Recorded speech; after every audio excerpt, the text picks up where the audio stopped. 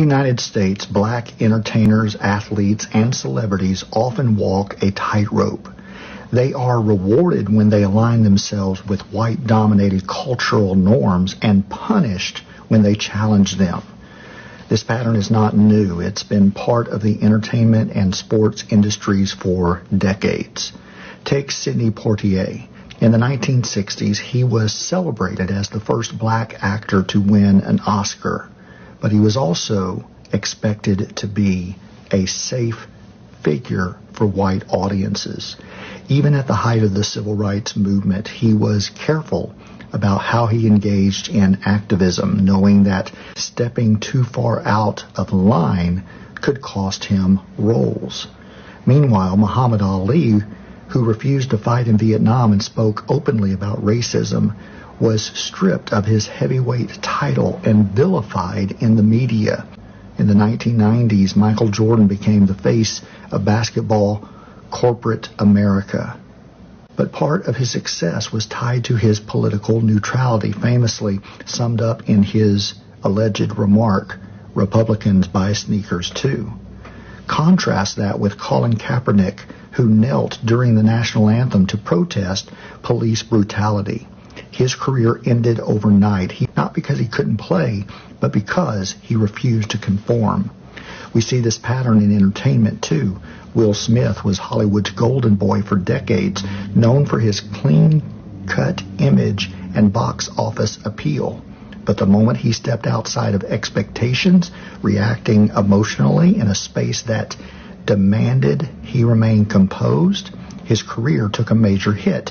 Meanwhile, Dave Chappelle walked away from a multi-million-dollar deal with Comedy Central because he saw how his comedy was being consumed by white audiences, and they called him crazy. They called him difficult. This isn't just about individual choices. It's about a system that rewards black visibility only when it remains non-threatening. Step outside of those boundaries, and the backlash is swift. So the question isn't just who is allowed to succeed, but on what terms.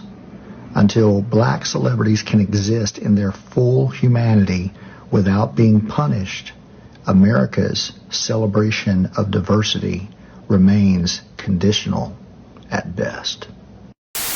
So what's your take? Bring back segregation. 100% disagree. Dead at, bring it back. I want to know where I'm not welcome, okay? Put them signs back up. Colors only, whites only. Let's do it, all right? Rip the Band-Aid off. Especially for a restaurant. Are you kidding me? Whites only? What do I want to do in there?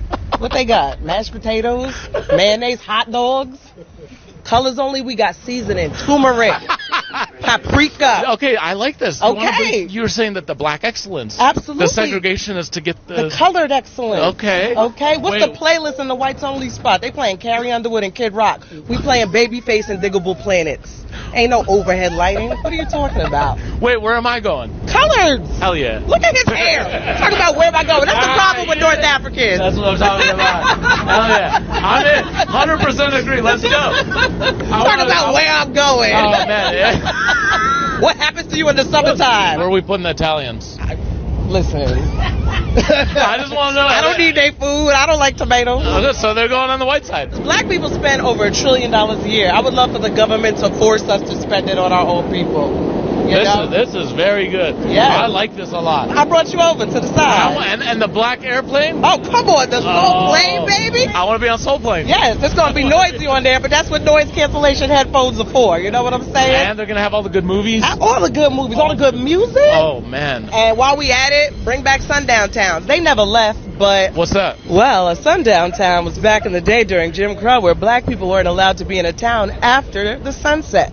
Wow. So those towns never left. They still exist in America, but they took the signs down. I want them to put the signs back up. I wanted to say 248 miles to the next town that likes colored people. Get your gas in Atlanta. Don't stop till you get to Savannah, all right? I'm with her. He with me. The real reason no one in the West is talking about Hindu fascism.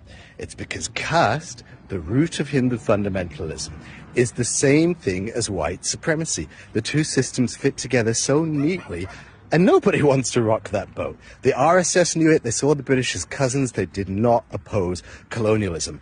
And when the British found the caste system, they were delighted.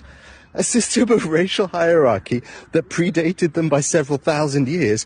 What could be better than that? They hardly had to do anything. And that's why upper caste Hindus in the West think they deserve this model minority status and look down on black people. It's the same thing their families have been doing for centuries. Black people exist in India too. They're called Dalits. It's the same thing. Now, I've got 2 degrees, one from Oxford, one from Cambridge in social sciences, including primarily the study of the politics and sociology of developing countries. And it took the internet for me to learn about caste. As soon as dial-up internet came about, that was when I discovered what it was all about. Until then, I didn't know. I knew all about racism, nothing about caste. It serves the interests of the global ruling class. That's why. Not Virginia Foxx. Not Virginia Foxx. Personally, I don't do town halls because I think it's just an opportunity for people to yell at their member of Congress. Yo got a problem with people yelling at you, but it's okay for yours to yell at people? Yes, Virginia Foxx, the people want you to show hypocritic up. Yo have been sitting in Congress for 20 damn years, and what do you have to show for it? To Western North Carolinians, not a damn thing. North Carolina has 9 national parks. One of them is in your damn district, Pixar. Here in our state, 17 people who worked for those parks were fired. Are you worried about them yelling? Maybe you're worried about the 30 people who lost their jobs here in North Carolina that worked for the EPA. Just maybe your ass is worried about the over 38,000 veterans that you're supposed to serve and asking you what the hell is going on with their benefits. But you had the audacity to say this. We need to eliminate the Department of Education. It was a bribe from Jimmy Carter to the NEA so that he got elected the president. It has not helped us a bit since 1979. And if we eliminate the Department of Education and leave decisions at the local level, we'll be so much better off in this country. It appears that Joe forgot where the hell you come from. Raised in North Carolina, Aurora area. Joe was raised poor as hell. You were the first damn person to graduate high school in your family. Joe didn't have a problem with public education when it was keeping food in your daughter's mouth. You taught at a community college. Then you became an assistant dean. And then you was a president. Tell the people in your district how you want to get rid of public education. Make sure you let them know this. The U.S. Department of Education gives us $1.2 billion. It serves the 2 largest programs, Title I for low-income students and IDEA, kids with disability. And you know damn well that District 5 that you serve, they take public education away, your district will damn it suffer a lot. And if you're really that damn worried about your constituents yelling at your ass, stop allowing legislation to pass that affects your constituents. It's not damn it hard to do. I digress. The United States government didn't stop killing black leaders because they had some moral awakening. They stopped because they didn't need to anymore. Once they wiped out the radicals, Malcolm, MLK, Fred Hampton, all of them, the revolution got cut off at the knees. After that, why waste a bullet when you can just kill a movement before it even starts? By the 80s, they swapped out black power for black profit. They handed out a few golden tickets, made sure there were just enough rich and famous black faces to sell the idea that the system works. Instead of liberation, they handed out contracts, endorsements, executive positions. Instead of black power, they gave them black excellence. And look, ain't nobody saying black folks shouldn't be successful. But success inside the system is not the same as dismantling it. They let a few through the gates just as long as they played by the rules. And those rules, stay in line. Talk about personal success, not collective struggle. Build a brand, not a movement. They don't got to assassinate anyone when they can just buy them out. Or better yet, turn them into a joke. Look at what they did to Colin Kaepernick. Stood up for something, got blackballed out of the league. Angela Davis spent decades on FBI watch lists. Fred Hampton, they learned their lesson from him. Don't let him get big enough to matter in the first place. So now, they just lock them up before they can get too loud. Call them terrorists. Call them extremists. Turn them into a headline, a mugshot, a social media circus. And for the rest, they dangle the American dream in front of them like a carrot. Work hard, climb the ladder, keep your head down, but for whose dream? Black median wealth is projected to be zero by 2053. They never fixed redlining, they just rebranded it as gentrification. They never ended Jim Crow, they just turned it into mass incarceration. More black men in prison today than there were enslaved in 1860. That ain't a coincidence, that is by design. But the thing is, this ain't just about race. Yeah, black folks got the worst of it, but they ain't the only ones caught in this machine. They keep everybody distracted. Working class whites, Latinos, immigrants, poor folks of every shade, fighting each other while the real power stays untouched. They convinced half the country that a CEO with their skin color is their ally, while their own neighbor is the enemy. Divide and conquer, same as always. So the real question ain't what happened to the movement, it's how do we bring it back? Because if they don't have to kill revolutionaries anymore, that means we already lost once. And winning again? That ain't gonna look comfortable. It ain't gonna look polite. The next wave of revolutionaries are gonna seem too much at first. Too radical, too angry, too unwilling to compromise. But that's the only way to go forward. The civil rights movement was called extreme in its time. The labor movement was called un-American. Every fight for freedom has been smeared before it's been won. So what's it going to take? Because if history's got anything to teach us, it's that nothing changes till people get real uncomfortable. The system don't break itself. All right, so let me just be honest and clarify. Beyond the tongue-in-cheek type of thing that was there, and in a lot of instances, she was dead serious, and you can see that. And I completely understand what it is that she was stating.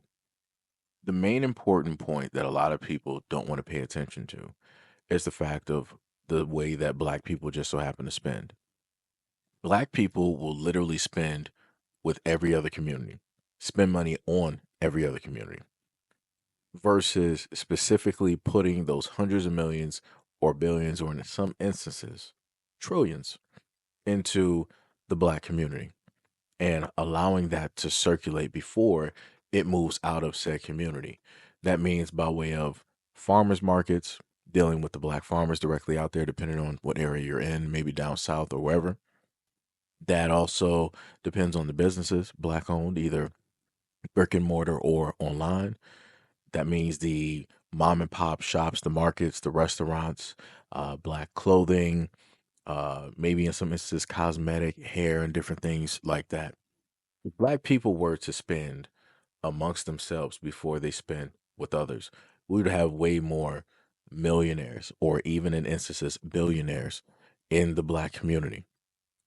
And within that, it would shape the black community vastly differently, especially the perspective that black people would have of themselves, of what wealth is, of what money is, of what achieving is, of what building is, of what support directly is, value and respect. But because we've been made to be so divided, so confused, we've been made to fight amongst each other, and we've especially been made and programmed to have immense distrust in one another. These are the very reasons why you don't see a lot of this money proliferating throughout black community. This is why we have roads directly in shambles. This is why we have schools in shambles. This is why we have political officials and so on directly in shambles, in disarray, confused, don't know what it is that they're supposed to be doing. And that's because we don't have the specific money to guide them and to put them on a specific route of which we need them to 100% be on. Even with our own political officials, they don't respect the black community. Even with our own black political leaders, they don't respect black people, because at the end of the day, money talks and everything else walks. And for the longest time possible, black people have decided to kumbaya. They want to say, sing all of these slave hymns, and they want to go to everybody else for help versus looking inward and going to themselves in order to fix the situation. Every other community out here, it can be Latin, it can be Jewish, African, Caribbean, European, white American, whatever it is. Every other community looks within in order to get the help and the assistance that they specifically need. Black Americans are the only ones that decide to go elsewhere and beg and plead and look for everybody else to specifically help them and to support them. When realistically, all the money that you need is there. Everything that you need in order to flourish is 100% there. Now, again, I'm not stating that all black people need to be a part of this. We don't need all black people. You can give about, like, let's say 40%, right? Let's say you can get about like 20 to 35 million black people directly in on the situation, and you can change the landscape. You can have a lot of businesses flourishing and opening up, just strictly dealing with black Americans in black areas. Everything else is going to follow afterwards, because the moment in time the black people just so happen to make something hot or label it the thing, everybody else magically wants a piece of it.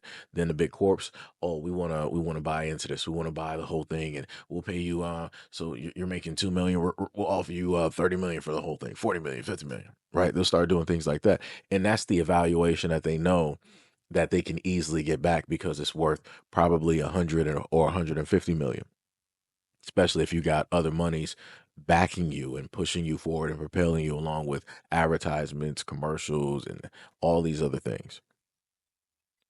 The thing here that she stated was that segregation needs to come back, because if it comes back and when it comes back, that will be the time that black people will be forced.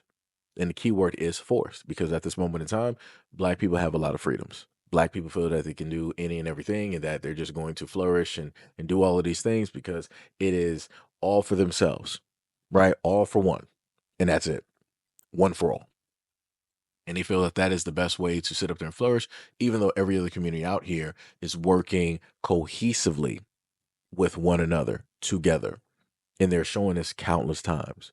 But when it deals with black Americans, they make sure to always put up the picture of no, no, no. You guys can sit up there and just make it by yourselves. Look at all these rappers. Look at all these NBA players. Look at these NFL stars. Look at these whoever directly out there. They are solely doing it by themselves. They don't have a family. They don't got a black team behind them or none of these things. They are solely doing it themselves. So just like how they did it, you can do it too. And it's sad to say that, yes, if segregation were to come back, the best thing that would take place would that it would force black people to spend amongst themselves. But the funniest thing is, if segregation were to happen the same way that it happened previously, what would happen is that black people would be like, oh, now you're trying to tell me that my money is not good enough. I can't do this. So now black people would turn and be like, I'm going to prove to you that I am worth a value of being able to buy here. I'm going to spend even more money since you don't want me to spend money here. I'm going to really show you. And really, you're just showing their bottom line that you're ignorant and stupid and highly emotional, and you don't know how to guide yourself or your money. That's all you'll show. Now, on the reverse end, you'll have white people, they'll be like, now I got to deal with, the khakis. I got to deal with the Crocs. I got to, Old Navy, the Gap, Banana Republic, Lululemon, all of this stuff. That's not, this ain't really it. I want to deal with something urban. I want to deal with some flair, something that actually shows something. So I'm going to go directly to the black people and just so happen to buy that and do that. Like I said, it's going to be a whole mess if this were to take place and happen. It'll be 100% a whole mess. It'll be crazy. But from within that, you would have black people actually start looking around and be like, you know what? We actually do have some stuff that I like, or some stuff that I would invest in, some things that I would actually buy. It's like, oh, we actually have black farmers. Oh, we actually have black cosmetics. Oh, we have black ownership. Oh, we have black this, black that. People would start to see all of the ignorance and the BS that mainstream media normally puts out there. That's when you will start to have the transition and the changing of the mentalities directly out there when it deals with black people. All you need is a few to get that transition, to get that change to specifically take place. So yes, this woman is cooking with gas on high heat, and she made a very good point.